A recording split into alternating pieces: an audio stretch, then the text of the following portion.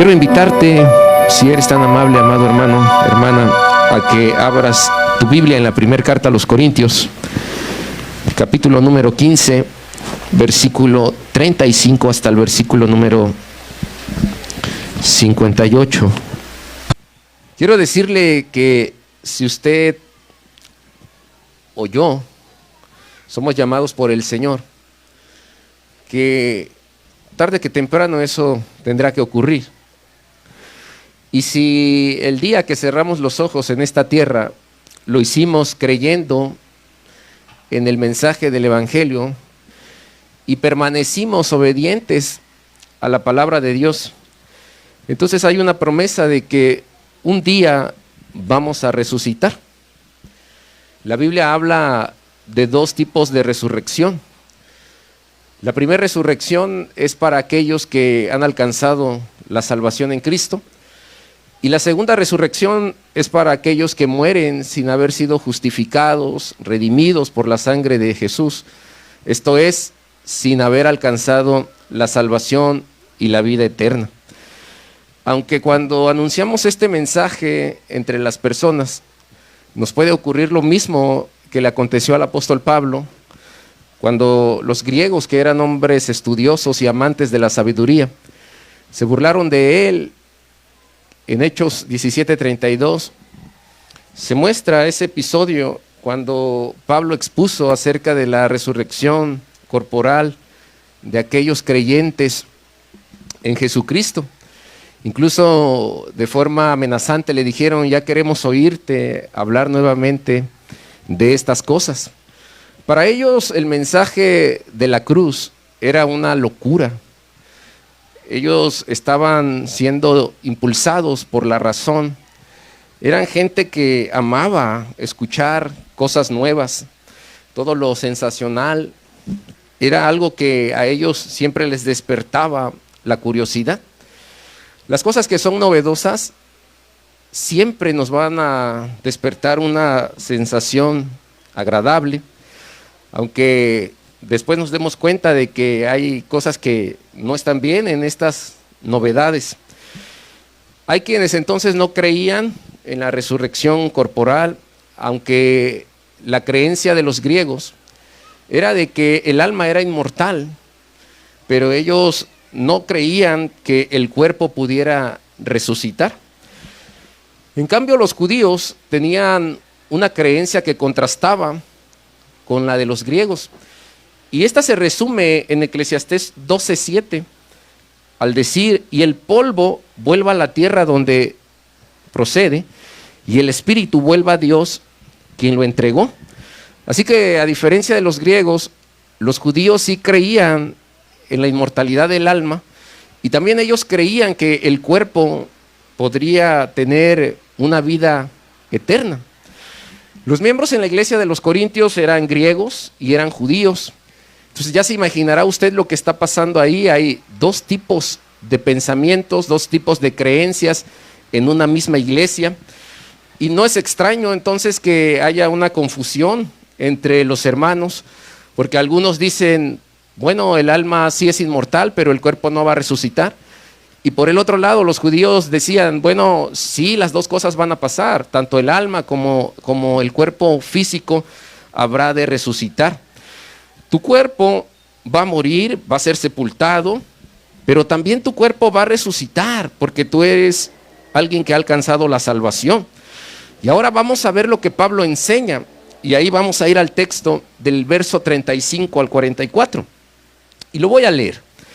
Pero dirá alguno: ¿cómo resucitarán los muertos? ¿Con qué cuerpo vendrán?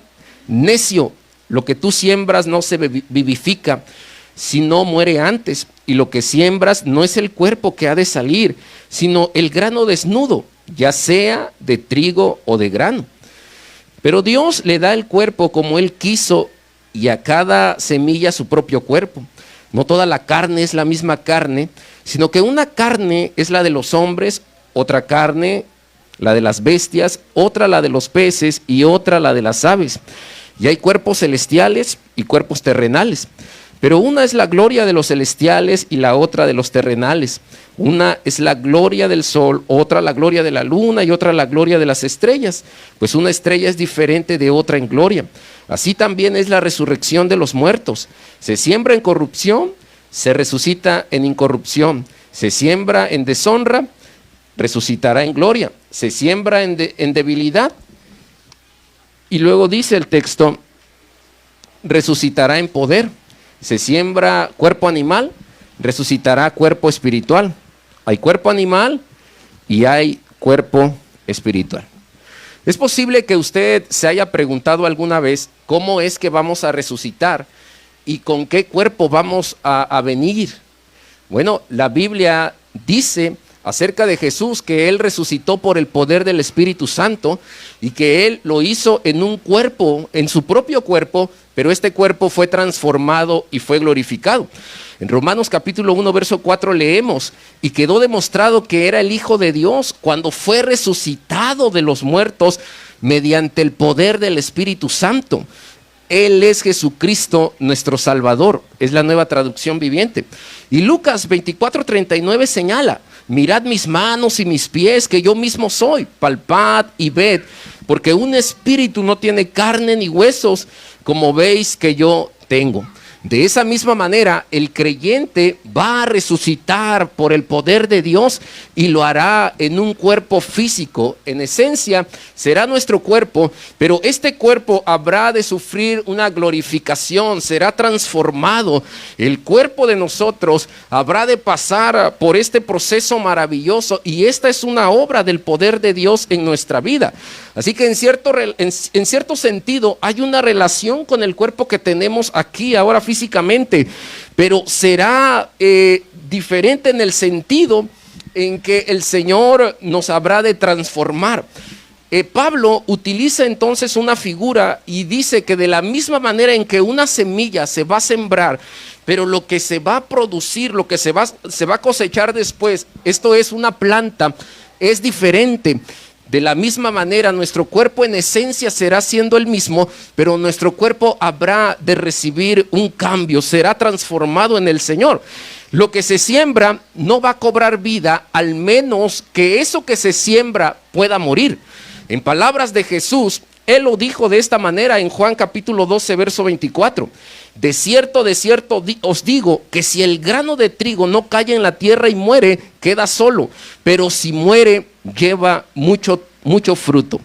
De la misma forma en que una semilla o un grano tiene que ser sembrada en la tierra, cae en la tierra, la humedad, las propiedades de la tierra hacen que esa semilla pueda germinar y nazca una planta. Lo que Pablo está señalando aquí es que nuestro cuerpo también es muy similar a esta semilla. El cuerpo que es tomado cuando muere y sepultado en tierra, ese cuerpo habrá de ser manifestado en gloria. Dios ha entregado diferentes cuerpos y es lo que señala también Pablo aquí. Dice Pablo que a las plantas, de acuerdo a las distintas semillas que existen, y a esta diversidad que hay, Dios les entregó un tipo de cuerpo. De igual manera, en la carne, sean las bestias, sean los peces o sean las aves o algún ser humano, Dios estableció una carne diferente. El cuerpo terrenal entonces será sepultado, pero este cuerpo que es sepultado tiene ciertas características. El cuerpo que es sepultado es corrupto, es un cuerpo deshonroso, es un cuerpo débil y es un cuerpo animal. Esto es un cuerpo natural que está hecho de carne y de sangre. Es un cuerpo humano. Necesitamos sangre para poder vivir. El corazón tiene un funcionamiento importante en nuestro cuerpo y toda esta sangre que corre es la que nos da vida. Hay personas que mueren en accidentes porque se desangra. Si perdemos ciertas cantidades de sangre de nuestro cuerpo, vamos a perecer, habremos de morir. El cuerpo entonces que es sepultado en tierra cuando muere, tiene estas características. En cambio, el cuerpo que habrá de resucitar Es un cuerpo con características diferentes. Es un cuerpo que no tiene corrupción. Un cuerpo que va a resucitar en gloria, en poder, y será un cuerpo espiritual. Entonces, el nuevo cuerpo que vamos a recibir en el Señor no va a enfermar, no va a tener dolor. Este nuevo cuerpo no va a necesitar morir. Este cuerpo que el Señor nos va a dar después de que muramos y seamos sepultados, será un cuerpo maravilloso, un cuerpo espiritual que glorifique y honre al Señor también. Dios es espíritu. Los que le adoran en espíritu. Y cuando el cuerpo muerto es sepultado, es depositado en tierra, un día habrá de resucitar y este cuerpo será un cuerpo espiritual. Además, Pablo hace una conexión entre el primer Adán y el segundo Adán. En los versículos 45 al 49 vamos a leer lo siguiente. Así también está escrito: fue hecho el primer hombre, Adán, alma viviente; el postrer, Adán, espíritu vivificante. Mas lo espiritual no es primero, sino lo animal, luego lo espiritual. El primer hombre es de la tierra terrenal, el segundo hombre es del Señor. El segundo hombre, que es el Señor, es del cielo. ¿Cuál es el terrenal? Tales también los terrenales. ¿Y cuál es el celestial? Tales también los celestiales. Y así como hemos traído la imagen del terrenal, traeremos también la imagen del celestial. Los hombres y las mujeres tenemos una cierta conexión con el primer Adán. La Biblia señala que Adán era un ser terrenal, era alguien también viviente y mortal, y fue creado a la imagen y a la semejanza de Dios. Y de la misma manera en como Adán fue creado a esa imagen y semejanza, usted y yo también fuimos creados a imagen de Dios y a esa semejanza divina. Todos los seres humanos tenemos esa distinción. Todos somos creación, pero la Biblia afirma que no todos somos hijos, según 1 Juan 1:12. Para poder ser parte de la familia de Dios y ser considerado como uno de sus hijos, es necesario tener fe y arrepentimiento. Sin estos elementos no podemos nosotros considerarnos como hijos de Dios. Aunque si usted le pregunta a la gente, ellos le dirán que sí son hijos de Dios. Todo el mundo cree que es hijo de Dios, pero la Biblia da una afirmación diferente a esto. Solo los que vienen y aceptan este mensaje de arrepentimiento y de fe en Jesucristo alcanzan ese estatus o esa posición de ser llamados sus hijos. La Biblia dice también que Adán pecó y ese pecado de Adán fue traspasado a todos nosotros. Todos hemos pecado al igual que Adán, y la paga de ese pecado es muerte, y por consiguiente estamos destituidos de la gloria de Dios. Romanos 3:23 y Romanos 6:23 dan esta afirmación. Todos tenemos esa sentencia divina. Hasta aquí pudiéramos nosotros cuestionar este accionar o esta sentencia divina, porque usted y yo vivimos en un tiempo en el que estamos a muchos años distanciados a lo que Adán realizó. ¿Por qué entonces, si Adán fue el que cometió un pecado, nosotros tenemos también que pagar los platos rotos? ¿Por qué Dios, siendo tan bueno, soberano en las cosas que hace, Él determinó que todos los hombres habían pecado? Bueno, hasta ese punto pudiera sí parecer algo totalmente injusto. ¿Por qué nosotros somos culpables de una acción que no hicimos? Yo he dicho en algún momento que soy responsable de las cosas que hago y de las cosas que digo, y no de las cosas que dicen que dije. De la misma manera, las acciones que nosotros cometemos, tenemos que dar ciertas cuentas por ello.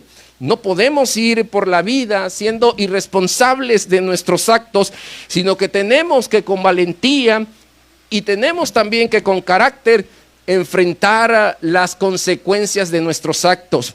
En este caso, yo le quiero presentar la contraparte. Si por un hombre es que nosotros fuimos declarados injustos y recibimos una sentencia divina, la misericordia de Dios se manifiesta, porque también por el postrer Adán, el segundo Adán, que es Jesucristo, y que Pablo lo menciona en estos versículos. Por él hemos alcanzado justificación, hemos alcanzado gracia, nuestros pecados han sido perdonados, hemos sido lavados en la sangre del Cordero inmolado, somos limpios en el Señor, y por esa razón tenemos la seguridad de una vida eterna y de la salvación que Él nos ha prometido. Así que si lo vemos desde este punto de vista, esto que parece tan injusto no lo es, porque si bien la Biblia nos señala la sentencia y el pecado que se ha cometido y del cual también somos partícipes, la Biblia también nos da la solución y el remedio y nos da el camino que debemos seguir para alcanzar la libertad que tenemos en el Señor Jesucristo. La resurrección entonces nos va a permitir habitar en el hogar celestial. Jesús le dijo a sus discípulos que se iba, pero que allá donde Él iba, se iban a preparar moradas celestiales, un hogar. El hogar del cual Jesús habló es la eternidad, es el lugar en donde descansaremos, será nuestra última morada. Pero el boleto para que podamos tener acceso a esa morada, a esa casa celestial, es la salvación. Y la salvación se va a obtener por medio de la fe en Jesucristo. La salvación es completa cuando el cuerpo terrenal que es sepultado es resucitado y es transformado de una manera espiritual. Lo que estamos esperando en este momento es la segunda venida de Jesús, o el día que alguno de nuestros hermanos sea llamado a la presencia de Dios y sea sepultado en tierra. La Biblia señala que un día habrá de resucitar en un cuerpo espiritual, en un cuerpo maravilloso, en un cuerpo en donde Él ya no podrá tener estos sufrimientos que ahora aquí de manera terrenal sí los tenemos. Después en el versículo 50, Pablo nos dice cuál es la necesidad de que tengamos un cuerpo nuevo. ¿Para qué tener un cuerpo nuevo? Y él lo dice de esta manera: pero esto digo, hermanos, que la carne y la sangre, esto es el cuerpo animal, no pueden heredar el reino de Dios, ni la corrupción va a heredar la incorrupción. Entonces necesitamos un cuerpo nuevo para heredar el reino de Dios. Todos los que estamos en la iglesia o los que nos identificamos como cristianos, decimos queremos ir al cielo. Incluso los que no se identifican como cristianos dicen que les gustaría un día estar en un lugar de paz, de tranquilidad. Algunos lo llaman paraíso, otros lo llaman la presencia de Dios. Pero todo el mundo, si a usted le pregunta ¿qué es lo que quisieras después de esta vida?, habrá de responder eso. Bueno, hay algunas excepciones de quienes creen que después de morir en esta tierra la vida se ha terminado. Pero más allá del sol hay algo. Más allá de esta vida mortal y terrenal, nos vamos a encontrar un día en la eternidad cara a cara con el Maestro de Maestros, con el Señor de Señores, con el Rey de Reyes, con el Dios de nuestra salvación. ¿Alguien se imagina vivir para siempre en este cuerpo terrenal? ¿Alguien anhela vivir más de 100 años en esta tierra? Mire, es muy cierto que todos añoramos que nuestros seres queridos fueran eternos. Es cierto que todos quisiéramos tener a nuestros padres para siempre. Pero Dios planeó y fue su idea el que tengamos como sus hijos un cuerpo nuevo. Y este plan va a concordar con la felicidad, la eternidad y la santidad que vamos a encontrar en el cielo. Leí hace algunos años un libro titulado Las intermitencias de la muerte. En este libro se relata la historia de una ciudad que en cierto momento la muerte se fue. Se dieron cuenta los policías en los hospitales, en las cárceles, en las carreteras, que ese día no hubo ningún muerto, ni por accidente, no hubo muerto por enfermedad o por alguna otra razón. La muerte no se hizo presente en ese día. Pasaron varios días, pasaron varias semanas, pasaron varios meses y no había ninguna muerte. Hubo una gran festividad, una celebración entre la gente de ese lugar. Se sentía la emoción, había algarabía, gente por las calles desfilando, había música. La gente se reunía con sus seres amados y celebraban el hecho de que la muerte se había ido. Pero resulta que la gente de ese lugar seguía envejeciendo. Su cuerpo físico se seguía desgastando. Ellos se seguían enfermando y tenían que seguir acudiendo a los hospitales, a los médicos. Y el dolor en su cuerpo físico estaba vivo. Así que llegó un momento en donde algunos de los que estaban en los hospitales clamaban por morir. Algunos que estaban sufriendo por enfermedades terminales querían ya cerrar sus ojos y dejar de sufrir en esta tierra, en este mundo. Y la algarabía se comenzó a transformar en tristeza. La gente perdió la emoción y la gente entonces se preguntaba qué es lo que había pasado. En el plan original de Dios, la muerte no era parte de lo que Dios había establecido para el hombre. Sin embargo, por causa del pecado, la muerte entró al mundo. Y de la misma manera en que la semilla o el grano al caer en tierra tiene que morir, el cuerpo mortal es sepultado para ser transformado y resucitar también. Entonces el Señor, en medio de la muerte, nos asegura lo que Pablo dijo a los filipenses: para mí el vivir es Cristo y el morir es ganancia, porque el dolor de esta vida, la enfermedad que nos golpea, los sinsabores que aquí tenemos, el sufrimiento, van a ser transformados, va a ser todo eso cambiado. Por eso Juan escribe en Apocalipsis 21:4: no habrá llanto, tristeza, no habrá dolor, no habrá enfermedad, no habrá muerte, porque el Señor habrá de transformar nuestro cuerpo. Así que por eso necesitamos un cuerpo nuevo. Es por eso que necesitamos morir. Es por eso que necesitamos ser llamados a la presencia de Dios, para que podamos heredar también el reino de los cielos. Todos anhelamos estar con Él. Todos queremos estar en la presencia de Él y cantarle y unirnos a los cantos angelicales, aquellos que le alaban allá en el trono de su presencia. Pero para eso necesitamos que nuestro cuerpo sea despojado de toda corrupción y que podamos ir de manera limpia delante de Él. En los versículos 51 al 52 encontramos el momento en el que vamos a recibir este cuerpo nuevo. Y Pablo escribe esto: he aquí os digo un misterio. No todos dormiremos, pero todos seremos transformados en un momento, en un abrir y cerrar de ojos, a la final trompeta, porque se tocará la trompeta y los muertos serán resucitados incorruptibles y nosotros seremos transformados.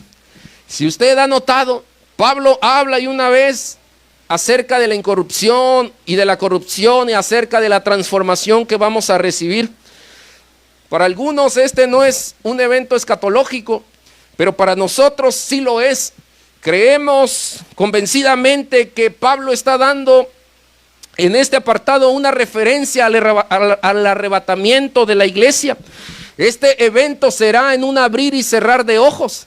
Si nosotros lo intentamos esta tarde, cerramos y abrimos nuestros ojos, son algunas milésimas de segundo.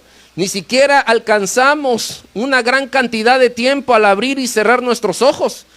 Y entonces no tendremos oportunidad para arrepentirnos. El arrepentimiento y la oportunidad que Dios nos da es aquí y ahora. Aquí es donde tenemos que estar a cuentas con Él. Es aquí en donde nosotros tenemos la oportunidad de venir y decirle: Señor, confieso delante de ti los pecados que he cometido. Y como Juan señala en su primer carta, capítulo 1, verso 9, el Señor Dios es fiel y justo para perdonar nuestros pecados y para limpiarnos de toda maldad. Tenemos entonces que comunicar el mensaje y tenemos que hablar acerca del arrepentimiento. El mensaje de Jesús y el mensaje de Juan el Bautista se resume en arrepentíos y convertíos. El mundo tiene que saber que necesita arrepentirse y convertirse de sus malos caminos. Arrepentíos y convertíos es la exigencia de un Dios amoroso y bueno, y es el deseo del Señor para que nadie perezca, sino que todos vengan al arrepentimiento. Arrepentíos y convertíos debe de ser la trompeta que vamos a estar sonando aquí en la tierra, para que otros, al igual que nosotros, alcancen también la salvación. Al toque de la final trompeta, eso será lo último que habremos de escuchar los que estemos vivos, si a Dios así le place. Lo misterioso de esto es que algunos van a morir y otros van a estar vivos cuando Jesús venga por segunda vez y tome a su iglesia. Pero lo esencial es que todos vamos a ser transformados. Si el Señor en su segunda venida nos encuentra vivos o estamos ya muertos, seremos ambos transformados en el poder de su nombre. Él nos va a transformar por el poder del Espíritu. Él transformará estos cuerpos corruptos en cuerpos sin corrupción. Él hará el evento glorioso en la vida de los que le pertenecen. Y los que no, bueno, ahí es la segunda resurrección de los muertos. Habrán de resucitar para juicio. Así que cuando Jesús venga, todos los que son salvos serán transformados en Él. La Biblia señala en la primera carta a los Tesalonicenses, capítulo 4, verso 13 al 18, que los muertos en Cristo serán resucitados sin corrupción alguna. Y dice el texto de la siguiente manera: tampoco queremos, hermanos, que ignoréis acerca de los que duermen, esto es, los que están muertos, para que no se pongan tristes, dice el texto, para no os entristezcáis, como los otros que no tienen esperanza. Porque si creemos que Jesús murió y resucitó, así también traerá Dios con Jesús a los que durmieron en Él. Por lo cual os decimos esto en palabra del Señor, que nosotros que vivimos, que habremos quedado hasta la venida del Señor, no precederemos a los que durmieron. Porque el Señor mismo, con voz de mando, con voz de arcángel y con trompeta de Dios, descenderá del cielo. Y los muertos en Cristo resucitarán primero. Luego nosotros, los que vivimos, los que hayamos quedado, seremos arrebatados juntamente con ellos en las nubes para recibir al Señor en el aire. Y así estaremos con Él, estaremos siempre con el Señor. Por tanto, alentaos los unos a los otros con estas palabras. Yo puedo afirmar con esto que Pablo escribió a los tesalonicenses, que este será un momento glorioso.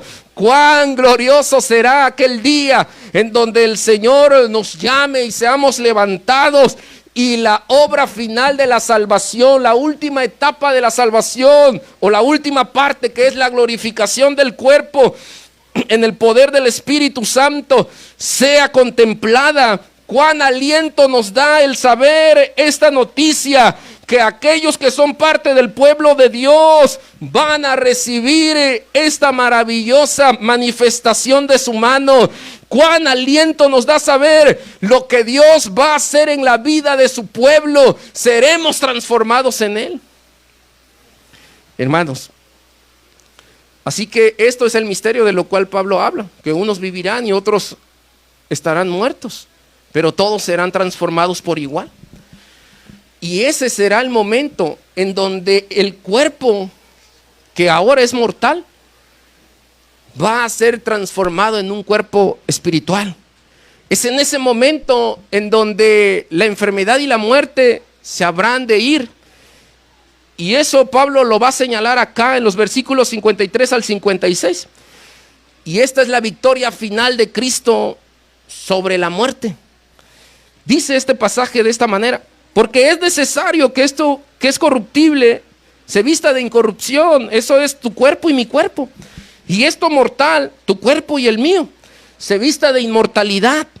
Y cuando esto corruptible se haya vestido de incorrupción y esto mortal se haya vestido de inmortalidad, entonces se va a cumplir la palabra que está escrita: sórbida es la muerte en victoria. ¿Dónde está, oh muerte, tu aguijón? ¿Dónde, oh sepulcro, tu victoria? Ya que el aguijón de la muerte es el pecado, y el poder del pecado la ley. Dice Pablo aquí que el aguijón de la muerte es el pecado y que la ley le da cierto poder a ese pecado al mostrarnos todos los tipos de pecados que existen.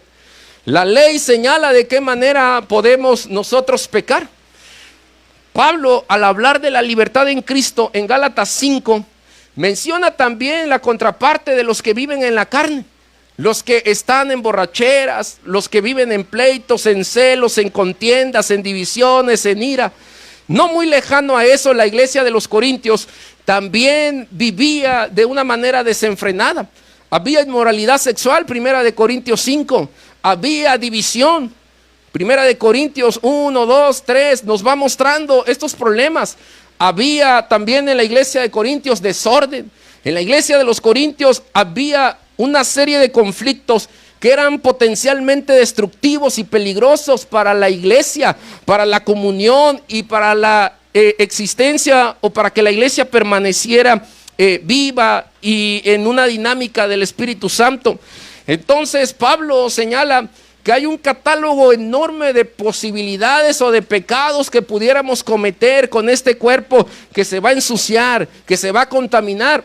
Tenemos 3 terribles enemigos en la vida y el primero de ellos es el mundo, quien tiene también un catálogo enorme, un abanico de posibilidades y que nos va presentando también diferentes oportunidades para que podamos nosotros tomarlas y pecar ante los ojos de Dios. El siguiente enemigo es también muy peligroso y es Satanás. La Biblia señala que anda como un león rugiente, busca a quien devorar. Satanás se disfraza y viene con sutileza y a veces de una forma abierta, y lo que él intenta es destruirnos. Cuando la Biblia señala que anda como un león rugiente y busca a quien devorar, no solo está señalando que intenta matar o destruir o detener el propósito de Dios en nuestra vida. Hay personas que cometen asesinatos y lo que hacen es dejar el cuerpo. Hay otros que cometen asesinatos y lo que intentan es esconder el cuerpo, aunque con el paso del tiempo los puedan descubrir. Hay otros en cambio que asesinan y intentan borrar toda huella, queman el cuerpo, destruyen el cuerpo, y de esa forma es como Satanás intenta destruirnos. No quiere dejar huella alguna, no quiere dejar evidencia alguna, nos quiere eliminar totalmente. Nos quiere hacer polvo y quiere desaparecer incluso las cenizas o los restos de esa evidencia mortal. Quiere que estemos borrados totalmente y que nunca se sepa siquiera que un día existimos. Está el odio, está la venganza que él busca. Y usted podrá decir, bueno, ¿qué le he hecho yo? Al ser parte del pueblo de Dios, él arremete contra los hijos del Señor. La Biblia también enfatiza que hay un enemigo que es muy peligroso y con ese enemigo andamos todos los días. Ese enemigo nos acompaña cuando vamos a dormir. Dormimos con ese enemigo, andamos con ese enemigo, vestimos ese enemigo y es nuestra propia carne. La palabra carne, que en griego es sarx, esa carne que busca satisfacer deseos, instintos, hay concupiscencias. Las guerras se dan, según Santiago señala, por los deseos y los celos y estas emociones insanas que hay en esta carne mortal, corruptible.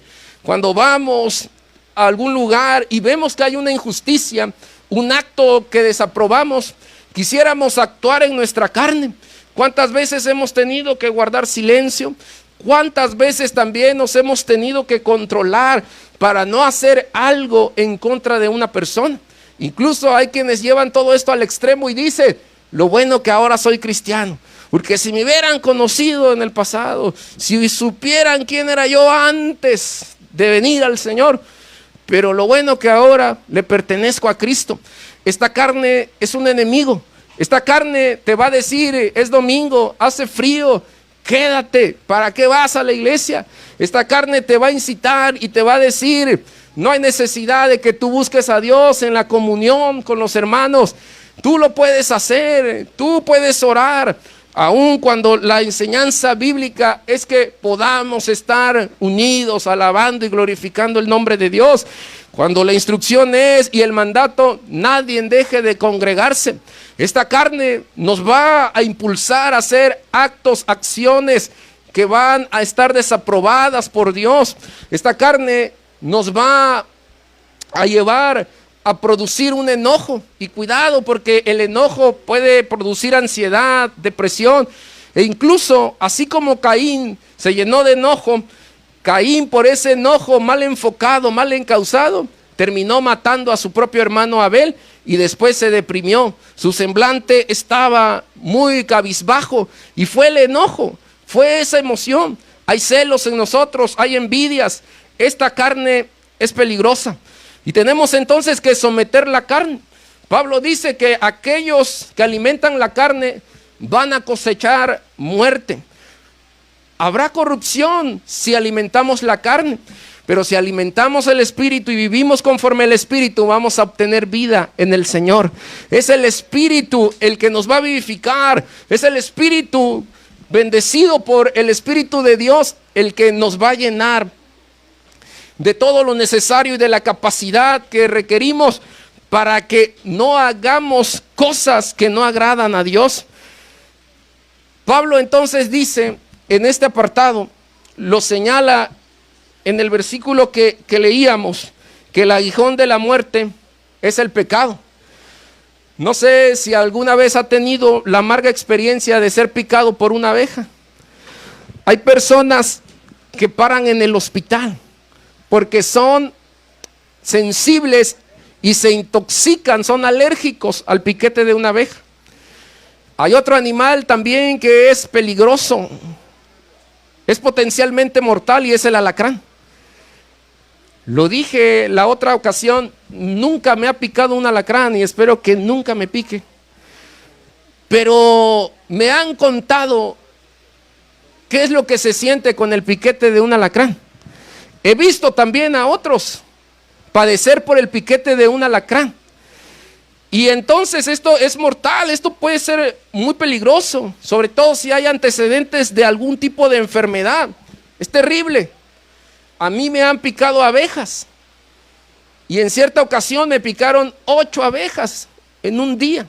No me pregunte qué andaba haciendo, pero me picaron las abejas. Y yo sentía un ardor en todo mi cuerpo y sentía que algo me iba a pasar. Sentía que la presión se me subía, se me bajaba. Sentía que estaba en otro mundo. Quiero decirle que la muerte trae un aguijón también. Y el aguijón de la muerte, dice Pablo, es el pecado. Pero siendo que Jesús nos ha salvado del pecado, dice Pablo, la muerte perdió su aguijón. La muerte perdió el aguijón para el pueblo de Dios. Esa muerte no le va a poder hacer nada a usted ni a mí, a nosotros. De cierto modo, la muerte es como una abeja o un alacrán que han perdido su aguijón y han dejado entonces de ser peligrosos. Un alacrán sin aguijón deja de tener ese potencial peligro comparado con un alacrán que tiene ahí el aguijón listo y cuando se acerca para la cola nada más para dar el piquete o defenderse. Cuando seamos resucitados de la muerte, quiero decirle que la muerte también habrá perdido su poder sobre nosotros. La muerte no tendrá más autoridad en nuestra vida y no nos podrá tocar. Por eso nos unimos a las palabras de Juan en Apocalipsis 21:4, y ya no habrá más muerte, y no habrá más llanto, y no habrá más clamor ni dolor, porque las cosas habrán pasado, y los que han muerto en el Señor se podrán unir a las palabras de Pablo. Mas gracias sean dadas a Dios, que nos ha dado la victoria por medio de nuestro Señor Jesucristo. Así que, hermanos míos amados, estad firmes y constantes, creciendo en la obra del Señor, siempre sabiendo que nuestro trabajo no es en vano. La resurrección nos debe inspirar y motivar a la acción, al trabajo, al servicio, a sentirnos seguros, a permanecer firmes, a seguir sirviendo a Cristo. La resurrección debe de alimentarnos, debe de alentarnos, nos debe recordar que no importa lo que aquí pasemos, en Cristo tenemos seguridad. El camino a la gloria tiene que pasar por el sepulcro, por la muerte dolorosa, pero en Cristo tenemos victoria. El cuerpo será resucitado y transformado en el poder de Dios, y nos uniremos con Él y con los que se nos adelantaron, y estaremos allá. Y así como cantamos aquí en la tierra, allá también nos vamos a encontrar con ellos, y vamos a cantar y vamos a darle gloria al que es digno, al que es 3 veces santo. Ahí en el trono vamos a ir ante su presencia. Por eso Pablo se planta y le dice: oh muerte, ¿dónde está tu aguijón? ¿Dónde está tu aguijón? Porque la muerte ha perdido poder. Y en Cristo resucitaremos para vida y para salvación, pero necesitamos arrepentirnos de nuestros pecados, confesarlos ante Dios, y necesitamos vivir agradándole a Él en todas las cosas de acuerdo a su enseñanza bíblica. Quiero terminar diciendo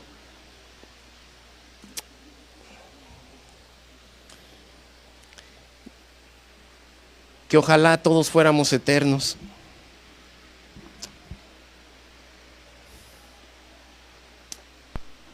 Y si bien aquí en la tierra no lo somos, la Biblia dice que sí lo seremos en la eternidad con Él. A Él no le afecta el tiempo. Y lo que Eclesiastés 12:7 dice, se habrá de cumplir. Y esa creencia judía: irán al Seol, al lugar de los muertos, regresarán al polvo de donde fueron tomados, pero estarán vivos en el Señor. El cuerpo del creyente va a resucitar. Esfuérzate, sirve, que esta noticia te aliente. Era la manera en cómo la iglesia se alentaba. Proclamaban esta palabra y el pueblo se regocijaba, había ánimo en ellos. Hoy me gustaría cantar al Señor y pedirte que estés en pie. Y por eso Pablo tiene una tremenda convicción al decir: si estoy vivo es para Dios, y si estoy muerto es para Él también. Y por eso le dice a la muerte: ¿dónde está tu autoridad, tu poder sobre mí, oh muerte? ¿Dónde está tu aguijón? Algunos se nos han adelantado, pastores, amigos, hermanos, y un día iremos también. Pero entre tanto, esforcémonos y vivamos siendo valientes aquí en la tierra. Vive en santidad y esfuérzate en el Señor. Este tema largo de Pablo acerca de la resurrección, esta teología de la resurrección, nos enseña a vivir una vida cristiana de manera correcta. Así que el Señor no solamente nos enseña a vivir, nos enseña también a morir. En Cristo siempre tenemos victoria. ¿Te gustaría cantar? Ponte en pie y cierra tus ojos.